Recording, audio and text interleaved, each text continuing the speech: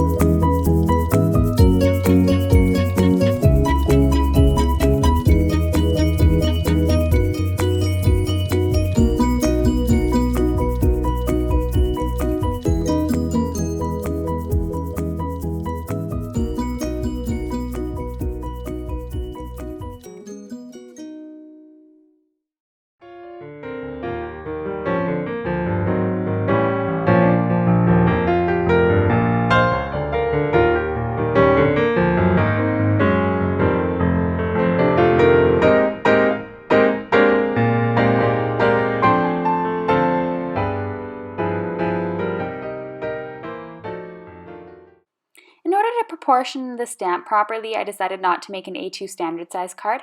I'm making a 5¼ inch square card, so it measures 10½ by 5¼ and I scored it at 5¼ And then my panel that I'm creating is going to be, I created it to be 4�7/8 by 4�7/8, I believe it was. And so just taking that front panel there, I am attaching the stencil that I have from Create a Smile Stamps. I got this in a card kit of theirs, and I will link to either this stencil if it's available individually, which I'm not sure if it is. If not, I'll link you to their stencils so you can see what different ones they have, and you can check those out.